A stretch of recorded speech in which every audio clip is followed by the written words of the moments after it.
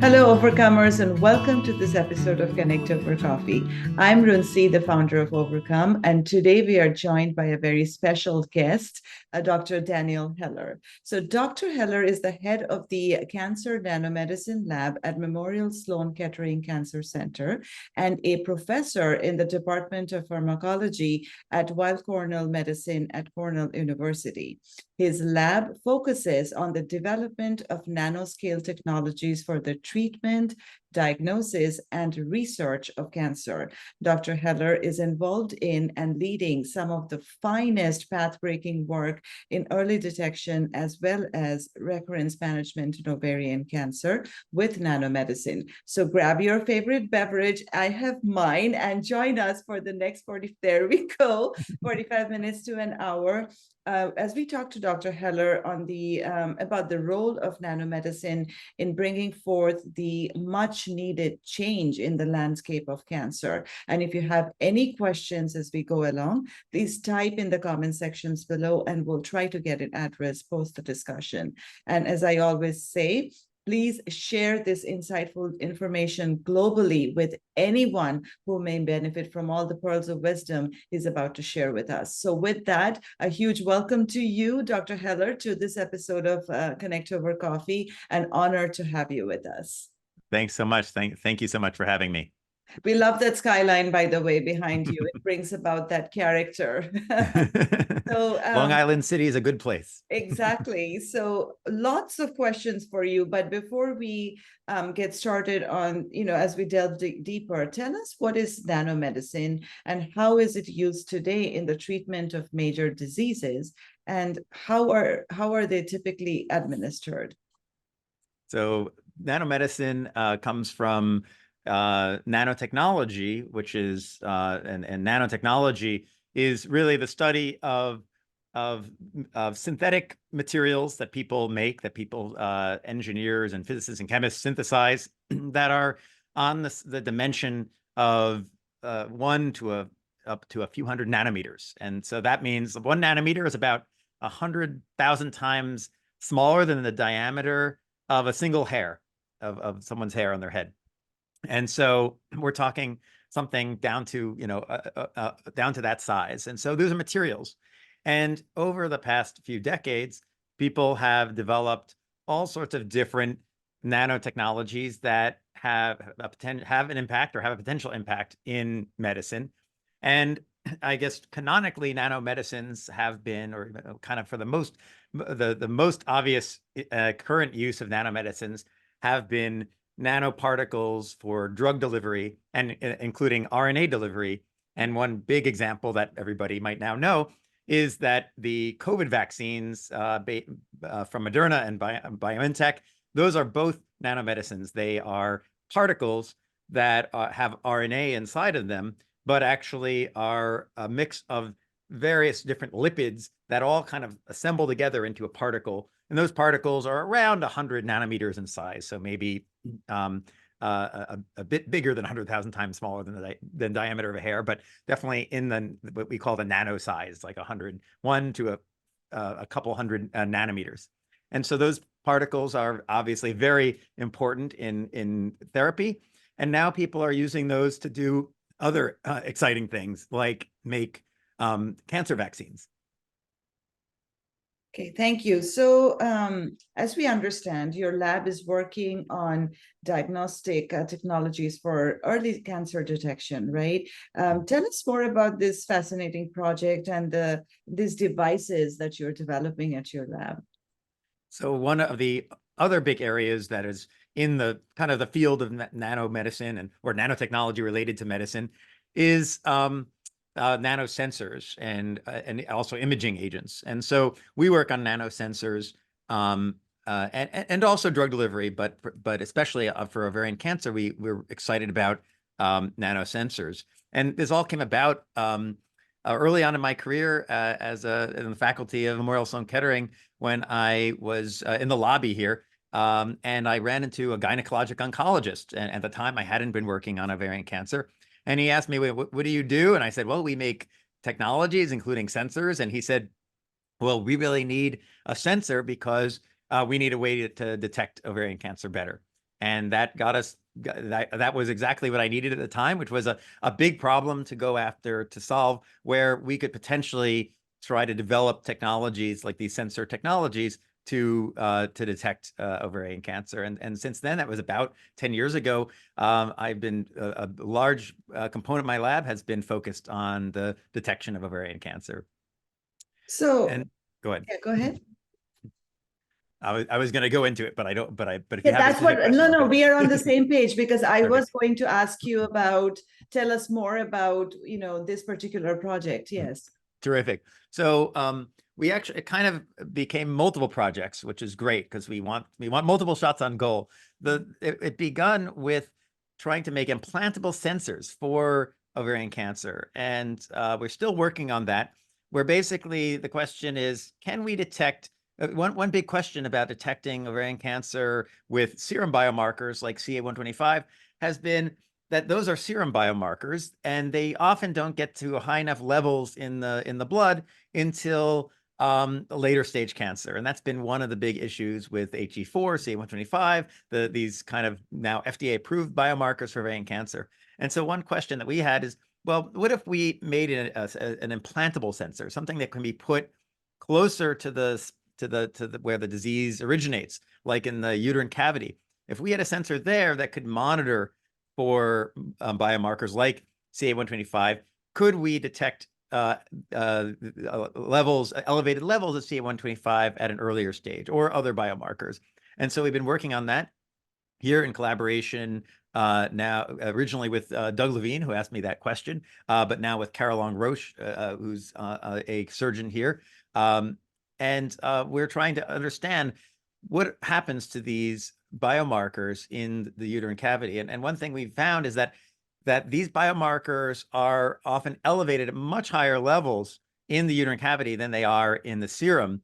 And we're trying to understand when and why. And if we can answer that question, we're trying to see if it's possible to use those markers in those locations as better markers for ovarian cancer than they are now. So I will dig a little deeper into that fascinating answer you gave me. So for these devices, right, you were talking about, picking cancer up earlier than we usually do with the other biomarkers. So would it be then more relevant for the patients who have already been diagnosed with ovarian cancer, and we are trying to prevent that recurrence from coming back? Yeah. For the cancer to come back. So versus, I was just thinking that, for that device, it could be useful for high risk patients, who have some mutation and other things. But I'm asking too many questions. But let's go to the first part where I was trying to understand how effective would this device be for a patient who has already been diagnosed with ovarian cancer? No, those are all exactly right on point and very good questions. And and so what we've done is what this really turned into was more of a basic set of investigations, because we started seeing these very high levels of some of these biomarkers in the uterine cavity, but not necessarily always only high because of cancer, presence of cancer. And so now we realize that there's these much higher levels of these markers, and now we're trying to understand: are they do they appear periodically? Are they consistent? How can we get that information? And so one thing we're thinking about is with these implantable sensors is that really this could be just a research tool at the moment to understand whether and when these markers appear, and potentially with the idea of now moving them towards these kind of implantable sensors to try to look at patients who have some risk of recurrence or under current therapy, or definitely not a screening tool when you're talking about implantable sensor, but thinking about employing these technologies in some sort of way where you're already you're looking for something that, because of, say, an elevated risk. But right now we realize that we've kind of been taking a step back to try to realize that nobody has been able to make a method to monitor these markers over time, and we're finding is that is unexpected information about these markers when they appear in the uterine cavity, or when we look at them in the uterine cavity, as opposed to looking at them in the serum. And when you start making sensors, for instance, that monitor things over much kind of more consistent or more monitoring much more often in shorter time frames, we're learning there's a lot more there that people haven't understood. And so we're excited about that. But it also got us to thinking, well, we also need to develop a technology that we'd really like to employ, sooner and right now, and maybe less invasively for detection for early detection and for detection of recurrence and things like this. So we kind of split off, our work in ovarian cancer got so interesting, and also kind of our technologies we got excited about, that we really split off into two projects in detection. One was about this implantable sensors and monitoring, which we're still working on, but also now serum-based detection using an array of multiple sensors and machine learning, and looking at blood, and making a liquid biopsy for cancer. And that's where a lot of efforts have also kind of split off to go, because we got excited about the data we're getting and the potential that we have there. And I think I am going into those questions a little bit later, but I'm going to stay on this a little more. So thank you for explaining for the patients who are already diagnosed. Now, for the patients who have a family history, I mean, I have a family history. I do not have mutation, but for folks like us who have, with or without mutation, who have a family history, something like this device, I mean, if, of course, it cannot be, as you said, I mean, it cannot be a large scale, all comers population, but for those who elect to do something like this, what are the benefits of having this device in helping people like us, with family history, pick up cancer earlier than what's happening now? Well, we have our kind of original thought, and then we have kind of where it's gone. So, and I kind of talked about where it's gone, which basically we're finding things that we didn't understand or we didn't know before about how these markers are very elevated, and now we're wondering, exactly how to use them in sort of or to measure them with an implantable sensor, and how could these markers be employed for detection if we're looking locally in the uterine cavity, and we're finding things we didn't know about. But in terms of the development of this technology, what we've originally thought has been to make some sort of a device that might operate or might be implanted a little bit like an IUD, although it doesn't need to be as large as an IUD or do exactly what an IUD does, but then something that can sit in that location and can be measured either periodically or even kind of send signals to basically provide an intrauterine measurement of, say, HE4 and CA25 and these markers. And if something like that can be made that's non-invasive enough, we don't want the pain of, say, IUD implantation that it is now. So the idea is, if we had a monitor like that and can monitor locally, then it's possible that we could detect ovarian cancer earlier, because these markers should appear and seem to appear at higher levels earlier in the progression of cancer in the uterine cavity than they do in the serum, because there's just less barrier to getting these markers into the uterine cavity than to the serum. And to get to a high enough level where it can be detectable. So we're really interested in the potential of monitoring there and doing these kind of implantable, localized sensors. And as our technology kind of gets better and can be miniaturized better, the idea is to make it, as non-invasive or minimally invasive as possible to do this kind of monitoring. Certainly, it still wouldn't be, even if it was super minimally invasive, you wouldn't want this for everybody. It would be for potential, sort of people with risk factors. And that's where we think this is going. We are actually also thinking about kind of sensors that can monitor, say, blood or markers or tissue near the blood, like near the skin, like just under the skin, where we can monitor markers over time for similar purposes. And so we are still in this kind of discovery phase, to understand, is the uterine cavity going to be where we really want to measure markers, because we know that markers get to very high levels there. Or would we want to detect things, say in the case of a implantable sensor that's just measuring blood or something near the blood. And so I always point out that, a lot of people have these things, these, Apple watches and fitness trackers and things that are already shooting a light at your arm, at a part of your body. Right. And for the sensors that we're making, they're also they also basically use light. They're fluorescent sensors that they need to be hit with light, and usually the same kinds of light, like red light or green light that comes from these fitness trackers and watches. And they give off their own light, but that light is in the infrared wavelengths, and the infrared wavelengths can penetrate tissues.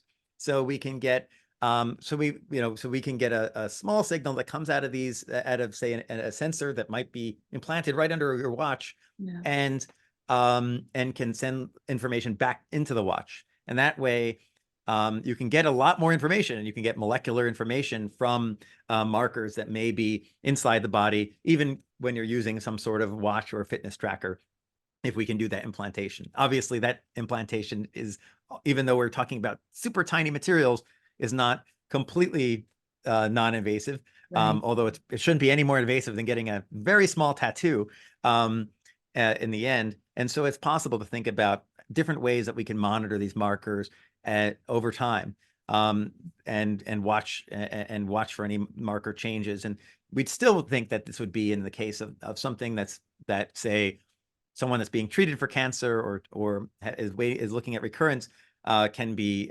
monitored in that way. And we certainly wouldn't want to do anything even minimally invasive to someone that was just kind of the general population. Although I know people are interested, and it's potentially exciting to do that, but we need to make sure that we're getting the right information to the right people, and not making anything that's going to scare someone necessarily.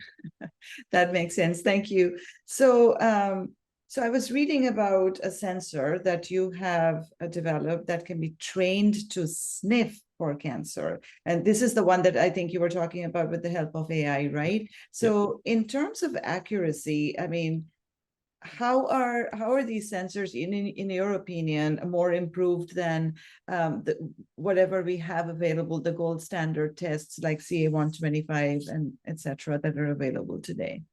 Exactly. So we've been thinking about the fact that we only have the markers that are known. If we're making a new technology, a new sensor, and I talk to brilliant engineers, and they say, okay, well, let's make a more sensitive sensor for CA-125. And I say, well, that's not really what's needed. That, the current test can detect CA-125 down to super small levels in the blood, and making a better sensor that does that even better is not going to really change how patients change move the needle clinically.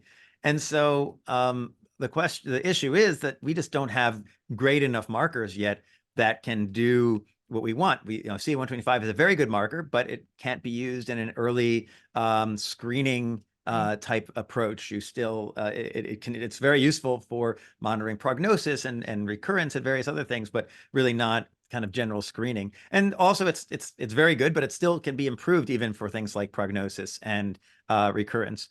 And so when we realized that we were working with a nanomaterial that really can kind of detect anything. It's basically this nanoparticle. Actually, I have a little model of it here. So here is it's got a little base to stand on, but this is a model of one of our carbon nanotube materials, and the diameter. This is about a nanometer, and basically what we can do is when we shoot light at it, it gives off its own light, it's infrared light. But it turns out that this material is very sensitive to almost anything that gets near it. And if we put this into blood, at least the version that's much smaller than this, the actual nanoparticle. I was going to ask you about that. Not this thing. This is just the model of it. So because basically this is representing that each one of these little rings is a ring of carbon. And so basically, this is atomic scale. And so the whole thing is 1 nanometer, 100,000 times smaller than a hair. So in real life, and these carbon nanotubes have special properties at the nanoscale. So even if we made big tubes of carbon, kind of like this, but probably with much more carbon, they wouldn't be fluorescent. They wouldn't give off light when we shoot light at them. But at the nanoscale, it turns out that the electronic properties and the optical properties of things change. And that's why engineers and physicists have been interested in nanotechnology for a long time, because when you shrink down materials to a tiny, tiny size, interesting things happen. And so some of these carbon nanotubes that are super tiny are semiconducting materials like quantum dots, which actually got the Nobel Prize this year, where you can shoot light at them and they give off their own light, in this case, infrared light, which is just a little bit further outside the range that humans can see. We can do detectors that can see them. And when something sticks to these, even proteins from the blood, we can get different changes, all different changes in that fluorescent signal. The changes of intensity and even color a little bit can change. And so we're really excited about, we got really excited about the fact that, well, we have a kind of a universal sensor for molecules. And it was in the middle of the COVID surge when we realized, well, let's do a Hail Mary kind of experiment. Let's throw a bunch of our different nanosensors. They all kind of different. We can make them with different sensitivities to slightly different things. And let's throw a bunch of them into human serum, into blood that was collected from ovarian cancer patients, and see, just do these signals that come out of it, that come from these materials, do they look different between when we put these in cancer patient blood or blood with non-cancer individuals? Blood from people taken, blood from patients or non-patients taken from healthy individuals that don't have ovarian cancer, or even people with other conditions that were just not ovarian cancer that could get confused with ovarian cancer. And so we had these two groups of blood from different patients, and we put our sensors in them. And we realized that when we got the signals back, we were talking about a bunch of different sensors, bunch of different data that we got, and we looked at it off, and we couldn't really make much sense of it. But it turns out that if we put that data into machine learning algorithms, we told the machine learning algorithms that these signals came from, many different signals came from sensors that were in blood, that were in blood that came from cancer patients, and these signals came from blood that were not from cancer patients. We asked that this machine learning, AI algorithm, can it tell the difference? And it turned out that it could, with a very good predictive value, very good accuracy. And so we were really excited by that. And it was really just a first try. And it was really a Hail Mary pass that made us realize that, well, what we've been doing, the time of sensors that we've been making, are recognition of biomarkers that we already know. But what happens if we don't know what biomarker we want to look at? We just, not enough have been discovered, or we just need to look at such a large number of biomarkers that there's no real technology that does that so well yet. So could we make a sensor that could tell us, is there something different between these patients' blood and these patients' blood, without even, just kind of looking to the back of the book and saying, is there something different, before we even knew what that difference was? And there's an analogy to this kind of sensor, which uses a bunch of different kind of sensors that are not completely specific to any one thing. We don't have any sensor that we know even beforehand, bound to and recognize CA125 or anything like that.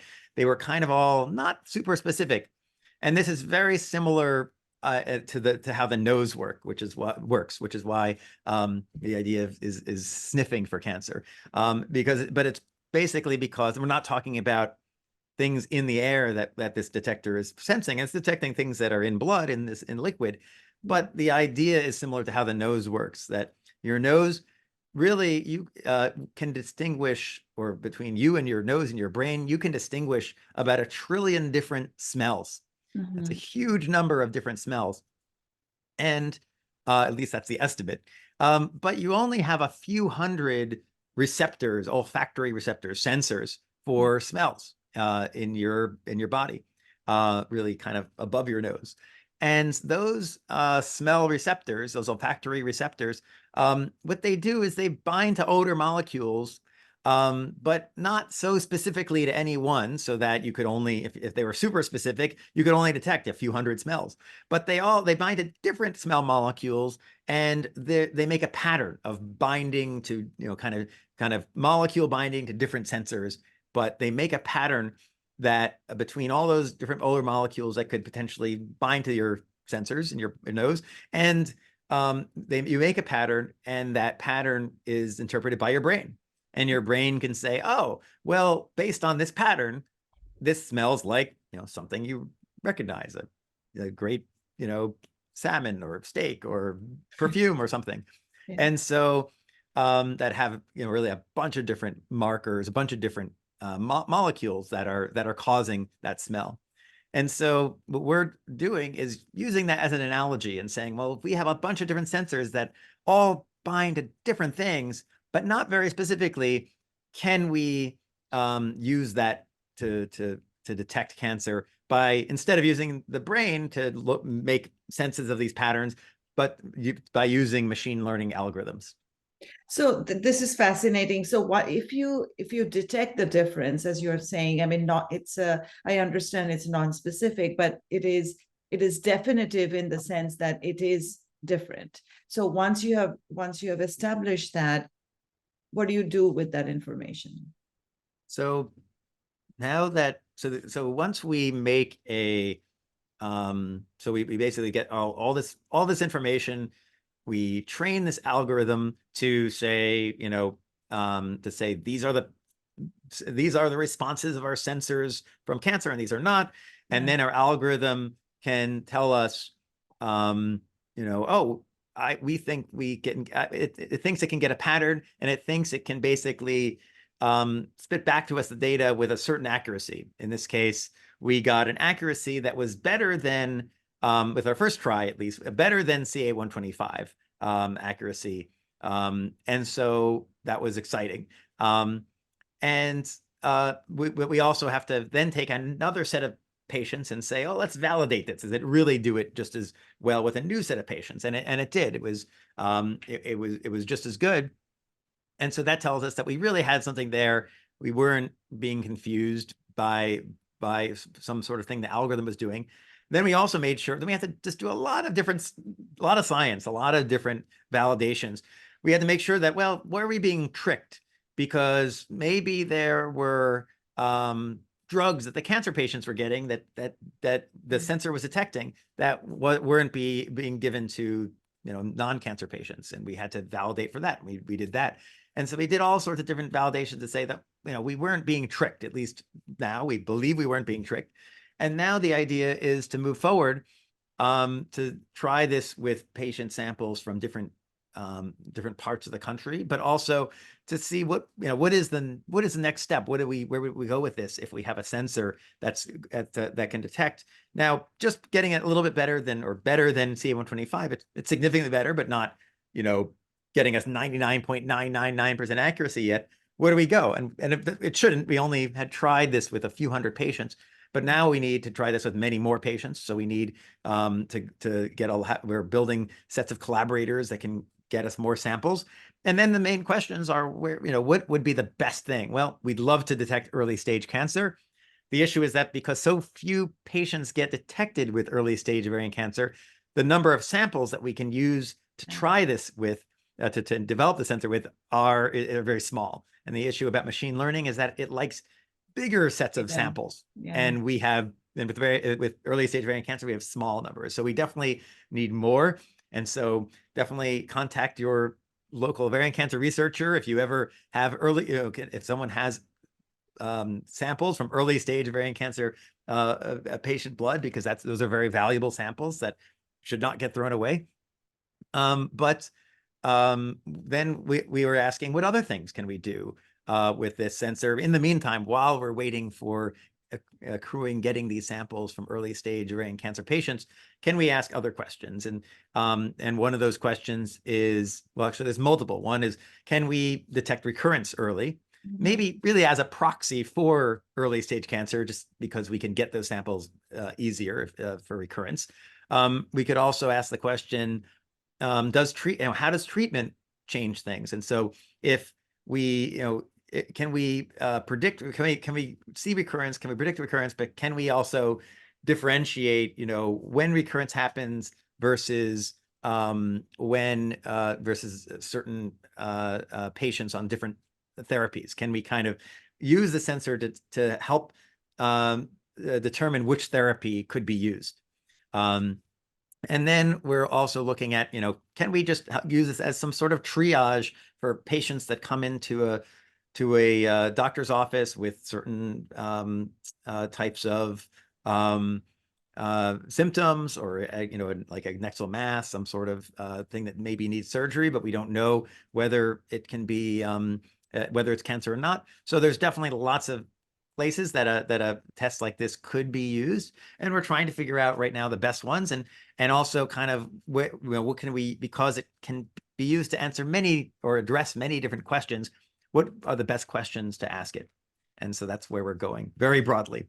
Wonderful. So you're doing so much work. I mean, you're analyzing and studying ovarian cancer very deeply, right? So it's a basic question, but I just wanted to know, in your opinion, why do you think detection of ovarian cancer is so elusive? And I mean, why? I mean, and do you, of course, I know you believe in it, that the nanotechnology and the AI and the combination of it will eventually break this barrier in early detection. But why is this so elusive versus many other cancers, despite all the brilliant efforts such as yours ongoing? So that's a great question, and one that I will try to answer with my kind of mindset of being a ovarian cancer researcher, but I will add that I'm not a medical doctor and not an ovarian cancer clinician. So I'm sure lots of other clinicians have maybe more nuanced answers than I do, or better, because they're really going to they're really keeping up even better with the clinical reality right at any one time. But and they were actually trained for this answer these questions. But what we've found is that early stage ovarian cancer could potentially be be happening in patients for a very short time frame. That when people have precancerous lesions, which people are really trying to understand right now, they're called stick lesions. So there are precancerous lesions that researchers in ovarian cancer believe that can often, or could almost always turn into ovarian cancer at some time frame. So you have these precancerous lesions, which are maybe analogous to DCIS in breast cancer. But these lesions are in the fallopian tube, so harder to potentially detect, at least more invasively, or unless they're more invasively resected. And then so you have these precancerous lesions, and then you have kind of cancer, real malignancy, but at very early stage. And then you have kind of this cancer cells moving and spreading and getting into different parts of the body.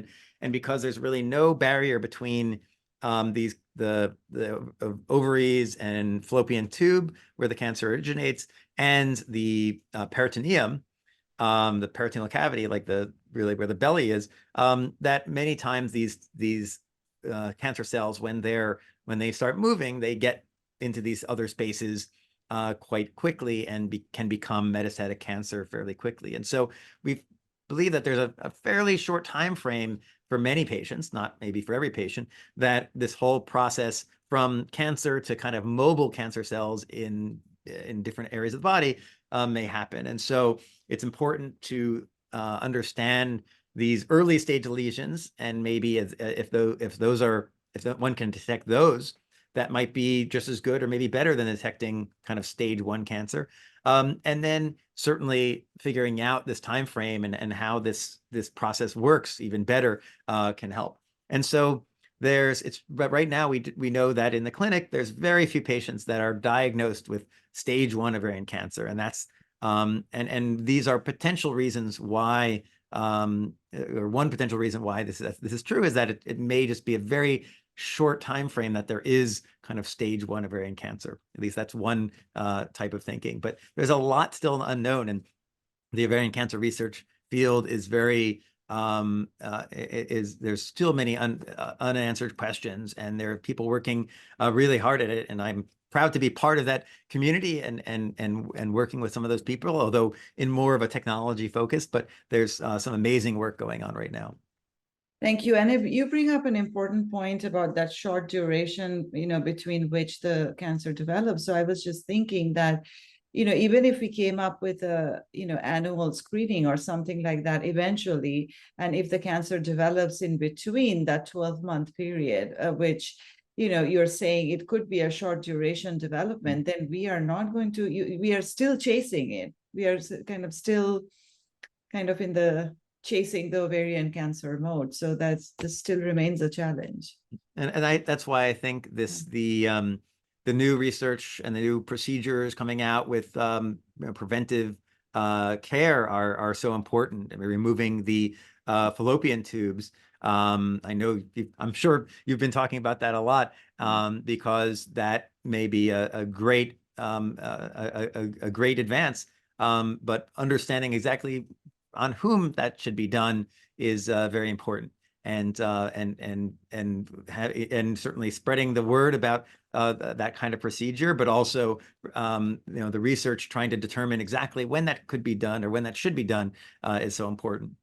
Yeah, that is absolutely right. And the thing is, I mean, that is a successful effort, but as you mentioned, it's not for everyone. Yep. And however, only 15% or 20% at the most of ovarian cancer are genetic. So you still cannot win this. You know what I'm saying? That what one thing that I hope we could do, if I could pick all the things that I could possibly do by developing this sensor further, this machine learning kind of, we've been trying to come up with a great name for it. The name we have right now is called machine perception liquid biopsy, which we kind of turned into an acronym of maple biopsy, and although I'm not Canadian, and so the one idea of what to do, how to develop this technology is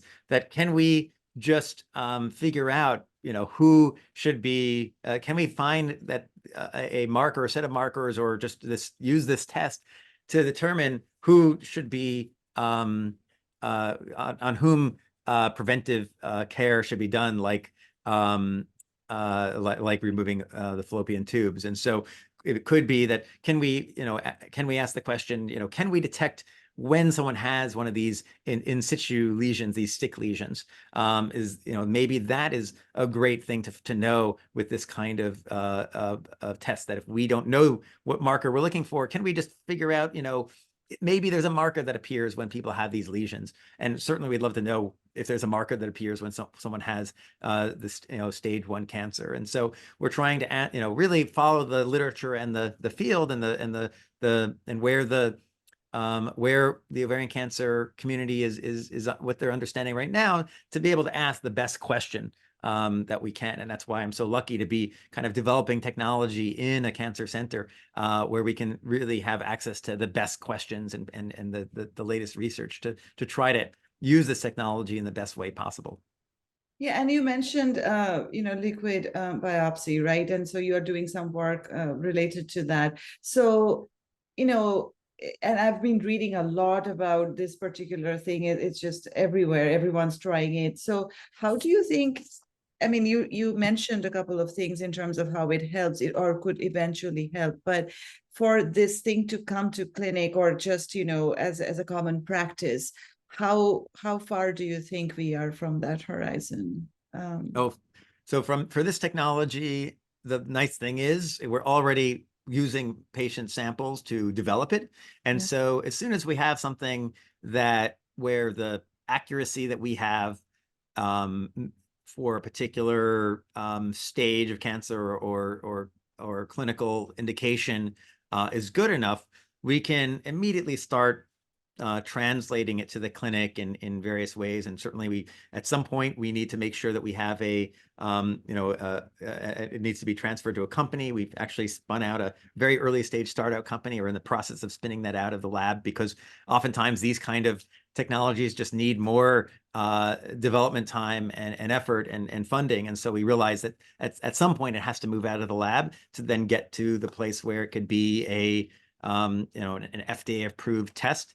And so that's kind of where we're at, is that we're trying to make sure that we have the right indication, that we're really asking the right question to then getting all the patient samples that we need to then train this the algorithms and make the right sensor for the right question. And once that has we get to the right stage, I hope it could be early stage cancer, or even just a monitor for recurrence that is better than the current standard of care. We can start moving this to outside of the institute and into and moving it towards seeking approval by the regulatory bodies like the FDA.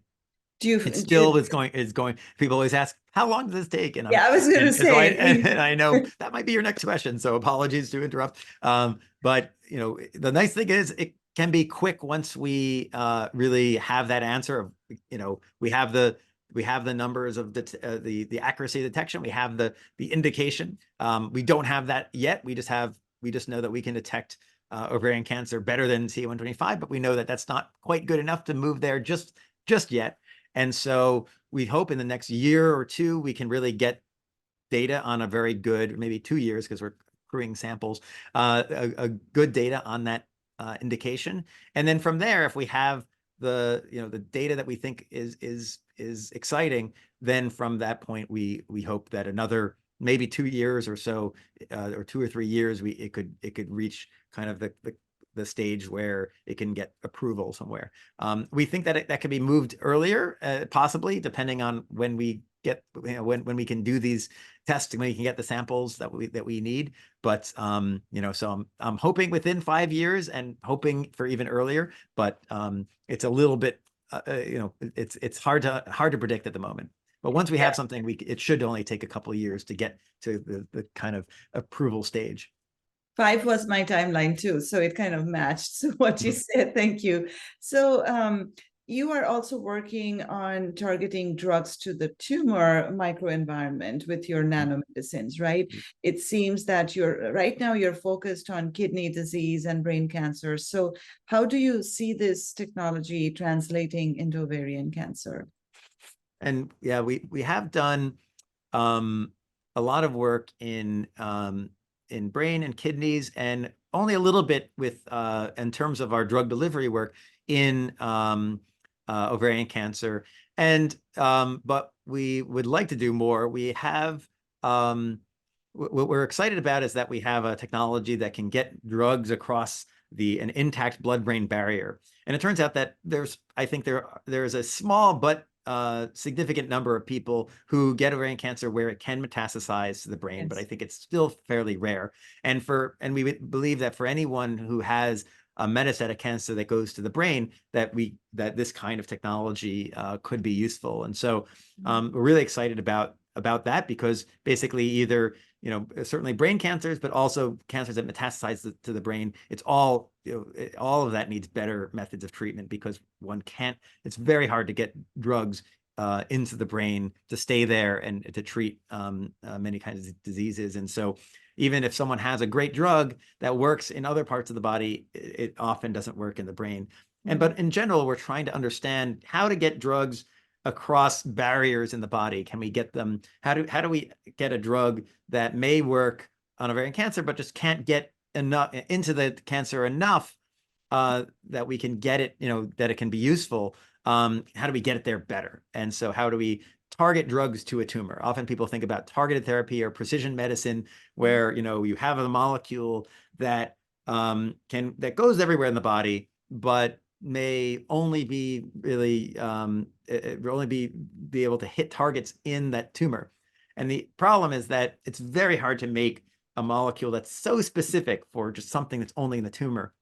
So what if we can combine that process with getting drugs to get to the tumor better and target them and look and get a particle full of drug, in this case, into the tumor site, and not as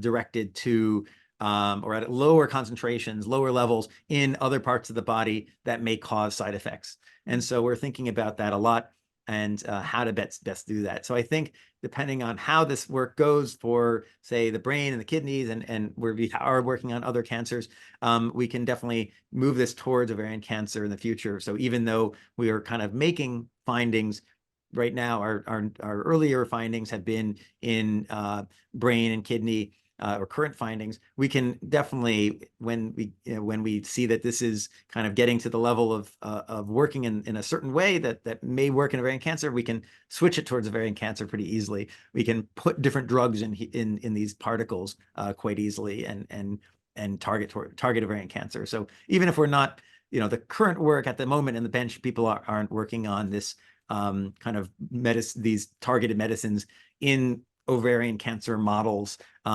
we can easily switch to ovarian cancer. We're always interested in looking at ovarian cancer, and so we always kind of keep that ability and interest. Thank you for sharing that with us. Very promising. And so, in terms of, you're doing a lot of groundbreaking work, and the projects are just fascinating. And so you're also working on designing nanosensors to accelerate scientific discoveries and drug development. It's project number 3 in your lab. So tell us more about this initiative, and what do you envision coming out of this project? Yeah, so we have been working on sensors that are made of the same materials, actually, these carbon nanotubes, but we found that they can be taken up into cells, and they can monitor and report different things, different conditions in those cells. And some things we've made them do is they've been able to detect changes in lipids in lysosomes. And so we found that lipids and lysosomes are changed in many kinds of cancers and also neurodegenerative diseases. And we found a method that can monitor that. And another thing we've been measuring is autophagy, which is a process by which the cell kind of digests its own pieces and components and recycles them. And both of those processes are changed in many types of diseases, including many cancers. And what we're using them for is to both discover new biology and new things and new kind of fundamental findings in these diseases, but also to find new drugs, because these can be used as screening tools to, if you try many different drugs against and throw them at cells that have these sensors in them, we can see different responses from those cells. And so we're really excited about using these as kind of drug screening and development platforms, as well as kind of early discovery tools.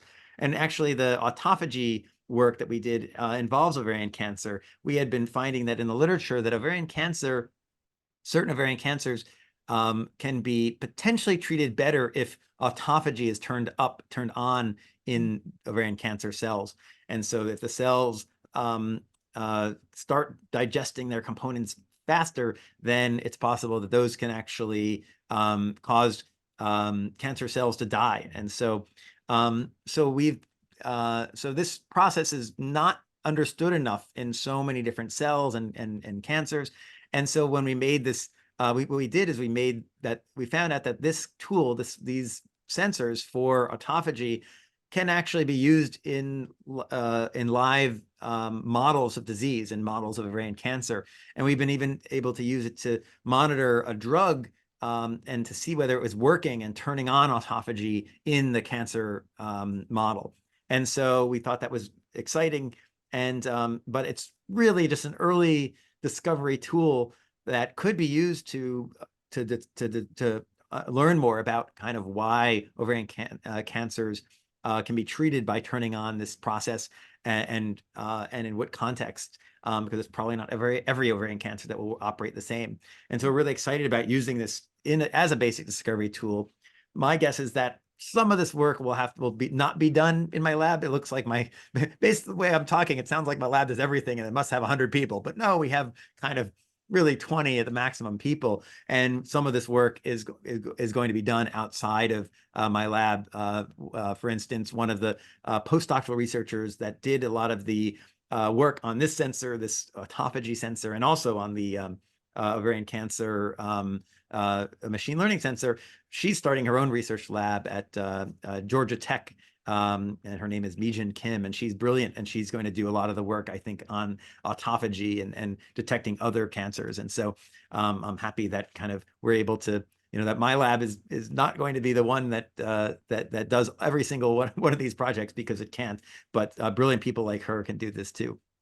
That's wonderful. So, just a question on how the process is right now, right? So for the patients that have already been diagnosed with ovarian cancer, we know that the cancer in most cases comes, returns, right? So currently what we have in place is the care team will monitor the patient, will run several tests and scans after in periodic intervals, right? But I've also heard from experts that sometimes it is unclear, what path should be taken or what treatment should they undergo, even if the recurrence has been caught early, right, earlier than usual. So it's just a very gray zone. So you're doing a lot of work with AI. So help us understand how AI can help in these instances to kind of pick up where we are currently struggling as to how to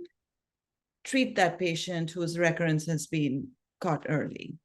Exactly. Yeah, very, very good point that, I have been told in the past that by some gynecologic oncologists, ovarian cancer doctors, that, that finding recurrence early has not been helpful for patients. Right.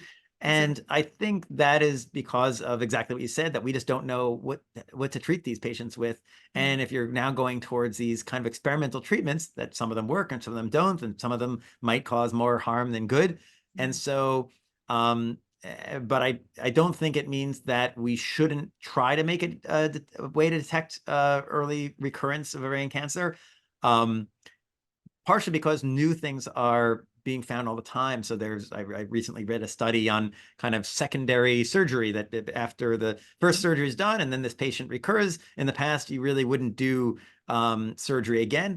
But researchers found that certain patients are good candidates for a second surgery after recurrence, and that maybe not every patient should be treated this way, but some patients should be or could potentially benefit from another surgery after recurrence. And so for those patients, you really do want to probably detect recurrence early, because if you detect it too late, then you'll have a non-resectable tumor, one that really the surgeons can't do much. But if you can detect recurrence early, it's possible that these patients could really benefit, and you want to detect that early. But that's been relatively recent research. And then it's possible that we could use kind of early recurrence patients to figure out, or to understand, to stratify with machine learning, to stratify them by treatment group, that patients got different, say, follow-up care after surgery, they got chemo or different, or different kinds of treatments.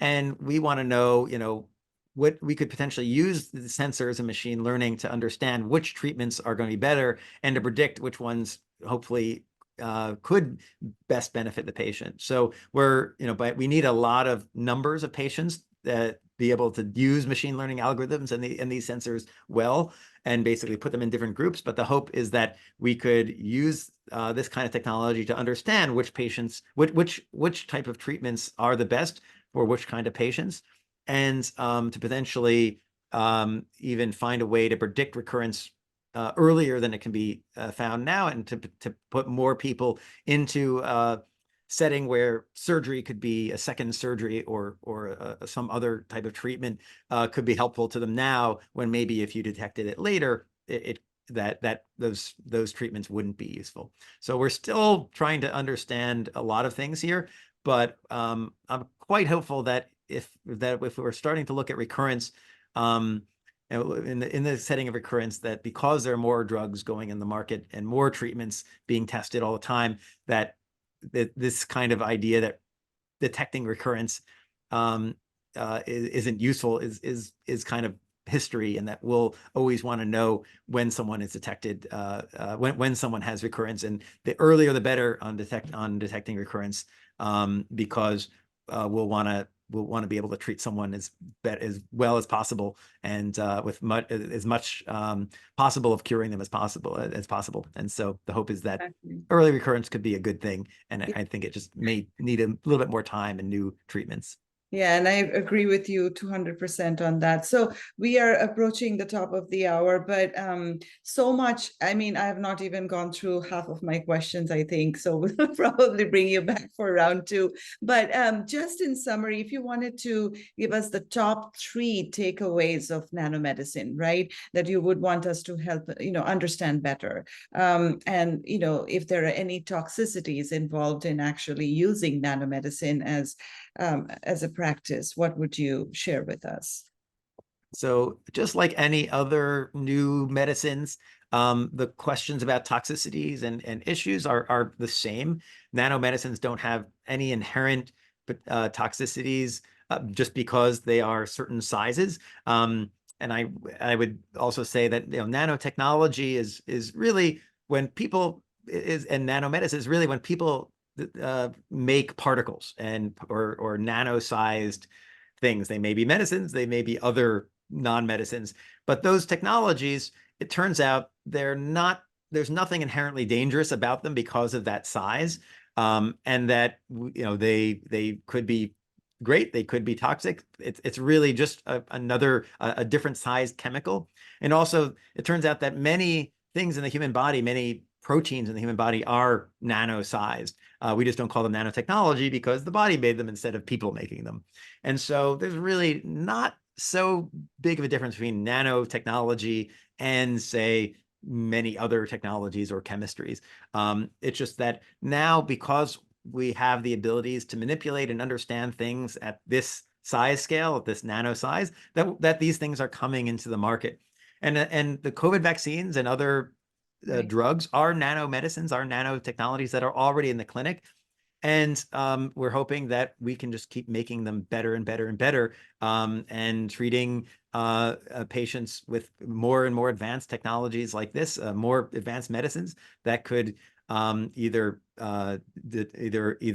make cure them of a disease, treat them really well, or even nanotechnology that could detect cancer early and potentially turn a diagnosis into a cure by making it at that right stage of the disease that the even current medicines can do so much more. On that future forward vision, Dr. Heller, what is the most important piece of advice you would give to the next generation of scientists that are invested in nanomedicine and ovarian cancer? Well, I think I think the idea is that that I've at least benefited from by being at a technologist and an engineer, a biomedical engineer, at a cancer center. What I found is that just the collaborations are so key, that nobody really is it's trained fully amazingly in everything. And so if you're a technologist, a nanotechnologist, an engineer, it's finding the people who really understand the problem is so important. That I've only been able to get to the success with these technologies as I had because I am able to find the people that can even teach me about what the right questions to ask are, that I can find the gynecologic oncologist or the cancer researchers that really understand the problem.